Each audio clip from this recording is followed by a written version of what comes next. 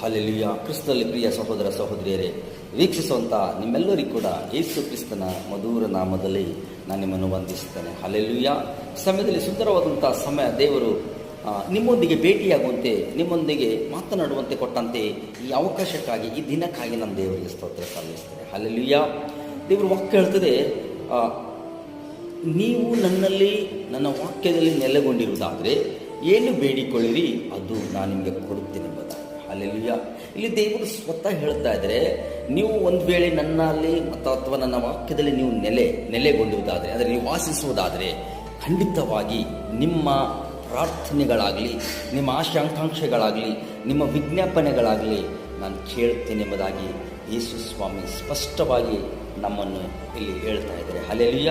ವಾಕ್ಯದಲ್ಲಿ ನೆಲೆಗೊಳ್ಳುವುದಾದರೆ, ಅಂದರೆ ನೆಲೆಗೊಳ್ಳು ಎಂಬುದಾಗಿ ಹೇಳುವುದಾದರೆ ಅದರ ಅರ್ಥ ಏನಂತಂದರೆ, ನಾವು ಆತನ ವಾಕ್ಯದನುಸಾರವಾಗಿ ಜೀವಿಸುವಾಗ, ಆತನ ವಾಕ್ಯದನುಸಾರವಾಗಿ ನಾವು ಕೈಕೊಂಡು ನಡೆಯುವಾಗ, ದೇವರು ವಾಕ್ಯ ಹೇಳ್ತಿದೆ, ನಿನ್ನ ಕರ್ತನನ್ನು ಪೂರ್ಣ ಹೃದಯದಿಂದ, ಪೂರ್ಣ ಮನಸ್ಸಿನಿಂದ, ಪೂರ್ಣ ಶಕ್ತಿಯಿಂದ ನೀನು ಪ್ರೀತಿಸು ಮತ್ತು ನಿನ್ನ ನೆರವು ನಿನ್ನಂತೆ ಪ್ರೀತಿಸು ಎಂಬುದಾಗಿ ದೇವರ ವಾಕ್ಯ. ಇದು ದೇವರ ಆಜ್ಞೆ.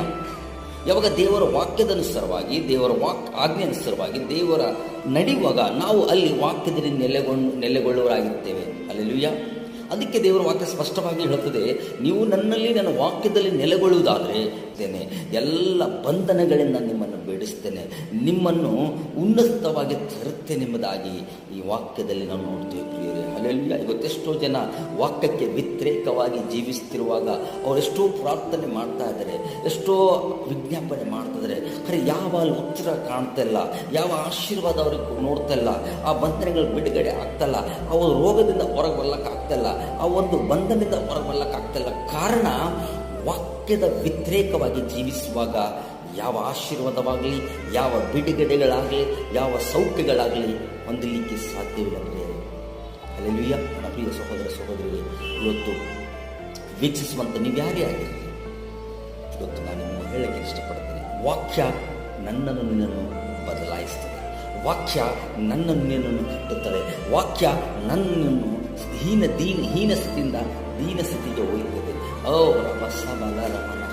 ಈ ವಾಕ್ಯ ನಮ್ಮ ಪರಿಸ್ಥಿತಿಗಳನ್ನೇ ಬದಲಾಯಿಸ್ತದೆ. ದೇವರ ವಾಕ್ಯ ನಮ್ಮ ಸ್ಥಿತಿಗತಿಗಳನ್ನೇ ಬದಲಾಯಿಸ್ತದೆ.